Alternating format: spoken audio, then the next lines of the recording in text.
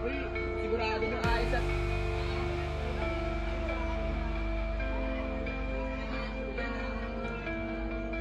Yes. Ay, hello ma'am! Good afternoon po. Magpapasok po kami ng research paper. Yes ma'am, kompleto na yung ano sa... Po, ma'am. Ito na po. Pasensya po sa abala.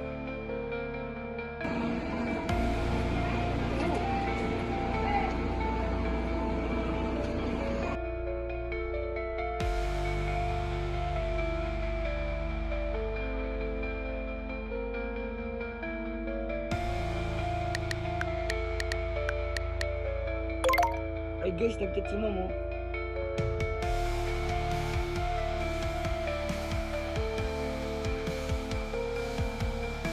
Hello po, ma'am.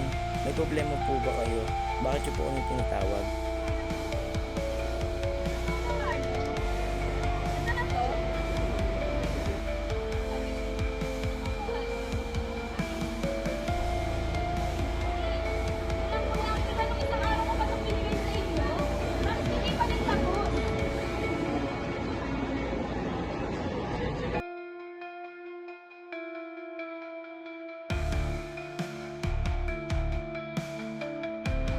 Guys, kailangan na natin pag-usapan yung away na nangyayari sa inyong dalawa.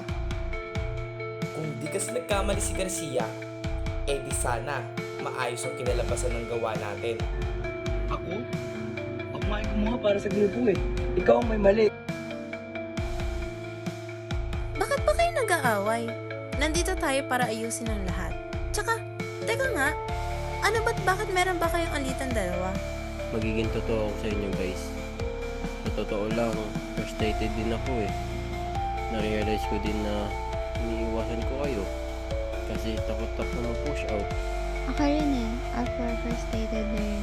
Di ko lang talaga pinapakita kasi ayoko na magagawin na nangyayari. Ate, kung hindi ko yung nakakakigyan. Pero isipin yun man, yung mga pinagsamaan natin. At saka maging okay naman tayo eh. May pareho kayo masasaktan. Pero pwede naman yung pagigit sa inyo dalawa eh. Tsaka, maging okay naman tayo. Kung bote, hindi mag-alos. Okay, I think alam ko na ang gagawin.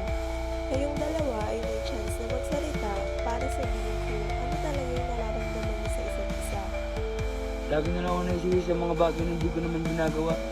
Nakakapagod mag-explain eh.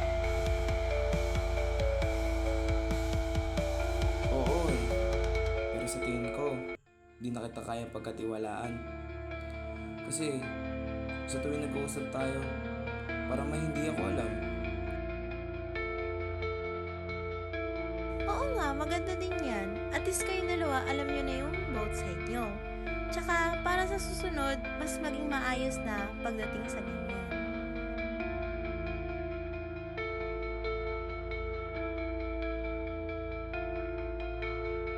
Tul, pasensya ka na. Nadala lang talaga ako sa emosyon kanina. Ako rin pre, nadala lang din ako ng emosyon ko kanina. Pero salamat ha, inantahan mo ako dito.